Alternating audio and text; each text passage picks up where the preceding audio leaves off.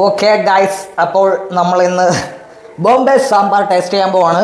ഒരു സ്പെഷ്യൽ സാമ്പാറാണ്, ഒരു സ്പെഷ്യൽ റെസിപ്പിയാണ്. നമ്മുടെ പച്ചക്കറികളൊന്നും ഇല്ലാത്തൊരു ദിവസം, പരിപ്പൊന്നും ഇല്ലാത്ത ദിവസം നമുക്ക് സാമ്പാർ ഉണ്ടാക്കണമെങ്കിൽ സിമ്പിൾ ആയിട്ട് ഉണ്ടാക്കാം അല്ലേ അമ്മേ?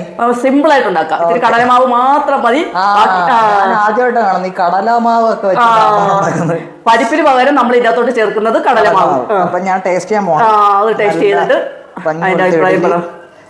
ഇഡ്ഡലി നമ്മൾ സാമ്പാർ നല്ല പൂ പോലത്തെ ഇഡ്ഡലി, പൂ പോലത്തെ സാമ്പാറും നമുക്ക് വീട്ടിൽ ഒന്നുമില്ലെങ്കിൽ നമുക്ക് ഉണ്ടാക്കാൻ പറ്റും. ഇപ്പൊ കടയിലൊന്നും പോകാൻ ആരുമില്ല. കഴിക്കട്ടെ?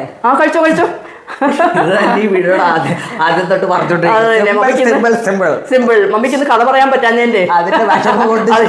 അതിന്റെ ഒരു വിഷമം കൊണ്ട് പെട്ടെന്നുള്ള പരിപാടി ഏതാണ്. ചെറിയ വീഡിയോയിൽ മമ്മിയുടെ കഥകൾ നടക്കത്തില്ല, നമ്മുടെ കുക്കിംഗ് വീഡിയോ മാത്രമേ നടക്കത്തുള്ളൂ. അപ്പം ഞാൻ ടേസ്റ്റ് ചെയ്യട്ടെ. ടേസ്റ്റ് ചെയ്തു.